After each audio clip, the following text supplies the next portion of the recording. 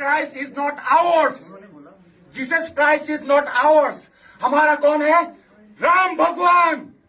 Am I right? It should be.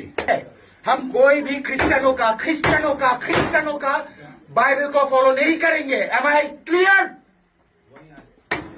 बोलो. ओम भूर्भुवस्सुः तत्सवितुर्वरेण्यं भर्गो देवस्य धीमहि धियो यो न प्रचोदयात्. ओके? जीसस क्राइस्ट को पैदा करने वाला मदर मैरी कैसे प्रेग्नेंट हुई थी बताओ.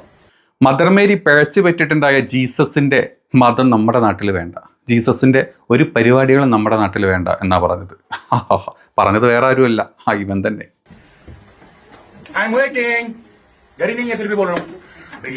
जीसस क्राइस्ट कैसे पैदा हुआ था बताओ. पवित्र आत्मा के द्वारा. വാണം വാണം വാണം എന്ന് പറഞ്ഞിട്ട് കാര്യമില്ല. ഏതോ തന്ത എന്താ പറയാ വിട്ട ഒരു നിർഗുണ ബീജത്തു നിന്നുണ്ടായിട്ടുള്ള ചില വൃത്തികെട്ട ജീവികളാണ് നമ്മൾ ഈ വീഡിയോയിൽ കണ്ട സകലതും. അതായത് ജീസസ് ക്രൈസ്റ്റ് ഇന്ത്യയിൽ മാനുഫാക്ചർ, അങ്ങനെ അവരുടെ വേടാട്ടോ, മാനുഫാക്ചർ ചെയ്ത സാധനമല്ല, അല്ലെങ്കിൽ ബൈബിള് ഇന്ത്യയിൽ നിന്നുണ്ടായിട്ടുള്ള സാധനമല്ല. ഇന്ത്യയിൽ ഉണ്ടായത് 4 വേദങ്ങളും മനുസ്മൃതിയും ഉപനിഷത്തുകളുമാണ്. അപ്പം ഇതിനെ ആരാധിച്ച് ഇവിടെ ജീവിച്ചോളാ. ഇവിടെ ഒരു ജീസസ് ക്രൈസ്റ്റും ഇല്ല, ഒരു ബാബറി മസ്ജിദും ഇല്ല, ഒരു അള്ളാഹു അക്ബറും ഇല്ല. ഇവിടെ ഒന്നേ ഒരു കാര്യം, അത് രാം ഭഗവാൻ ജയ് ശ്രീറാം അല്ലാത്ത ഒരു തേങ്ങയും ഇന്ത്യയിൽ ഇല്ല എന്നാണ് ഈ നിർഗുണ ബീജങ്ങൾ ഈ പറഞ്ഞ ഏതോ ഒരു ബീഹാറിലാണെന്നാണ് ഞാൻ കണ്ടത്, കറക്റ്റ് ഇത് കിട്ടിയിട്ടില്ല. ഏതോ ഒരു പള്ളിയിൽ കയറിയിട്ട് അവിടുത്തെ ഫാദറിനെ അല്ലെങ്കിൽ അവിടെ കൂടിയിട്ടുള്ള ആളുകളോട് സംസാരിച്ചത്. ഏതായാലും ക്രിസംഖ്യവാണങ്ങൾക്ക് ഇത് കണ്ടിട്ടൊന്നും ഒരു എഫക്റ്റും വരാൻ പോകുന്നില്ല. കാരണം അവൻ്റെയൊക്കെ വായിലോട്ട് സംഖ്യകൾ തൂറിക്കൊടുത്താലും അത് അമേദ്യമാണെന്ന് പറഞ്ഞ് കഴിച്ച് സ്വന്തം കവര് കൊടുക്കുന്ന പിച്ചച്ചട്ടി ആ പൈസയും വാങ്ങി ജീവിക്കുന്ന വെറും വൃത്തികെട്ട നാറികളാണ് കാസ പോലത്തെ സകല ചെറ്റകളും നമ്മുടെ നാട്ടിൽ. ഇനി ഇത്രയും പറഞ്ഞ സ്ഥിതിക്ക് നമ്മൾ ഈ ഹിന്ദുക്കളുടെ ഓരോ ദൈവങ്ങൾ ഉണ്ടായ കണക്ക് നോക്കുകയാണെങ്കിലേ അതൊന്നും പറയിപ്പിക്കാണ്ടിരിക്കുന്നല്ലേ നല്ലത് അല്ലേ.